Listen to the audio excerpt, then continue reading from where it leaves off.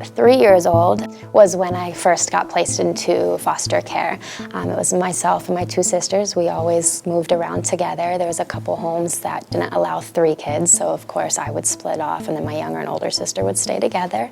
From 3 to 10, they were allowing my mom in and out of the picture. So she would get us back and then she would leave us wherever she was for a few weeks by herself, so then the system would come and pick us up again, or she would get us, relapse. There's always something else.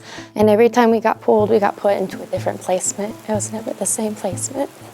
And then when the county felt she was doing okay into rehabs and stuff, we would get put into certain rehabs with her as well. As far as like learning went, there wasn't a whole lot of that. I never was able to stay in one spot for one full school year until 7th grade. Really didn't even really learn to read until about 6th, 7th grade. My biggest journey with education was I just always felt behind. I never felt, smart. Around 8 years old, she would get us and actually show us how to kind of use with her, which led into, myself doing rehabs and group homes rather than foster homes for a while, which made education even harder because group homes, everybody's in the same classroom, learning all the same stuff, but yet we're all at different ages, A year and a half later of me bouncing around a little bit, and then there was a lot of just sexual abuse going on in that final home for me, so they ended up pulling me out of that house. And then I was, lucky enough to around 12 be put into that final placement that actually worked out. So this was a home that my sisters had gotten put into, and those parents had made room for me. Honestly, it was the same old, same old. We were testing them, we didn't want to listen. About year 3, it was when I started getting comfortable with the father, and I clicked a lot more with the father than I did with the mother. He was teaching me how to drive a quad on their property, and I was bonsaiing down this hill and I crashed his quad.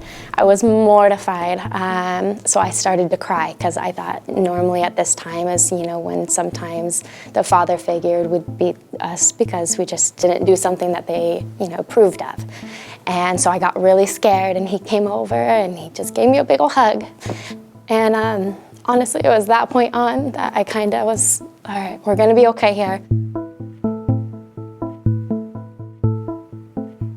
I feel like I wish at times social workers or caseworkers or anyone who stops in the home would maybe just take you aside, just one-on-one, away from the parents, away from your siblings, and just ask you if you were okay, I didn't feel like they cared. I feel like it would be nice to feel like I had a voice a little bit more.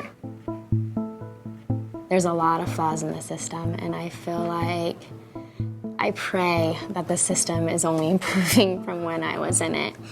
And I think a really important part is seeing the youth advocates being more put into use, The only way we're gonna get to see kids that had to grow up the way I did have any kind of future is if we continue showing growth and making programs for those kids.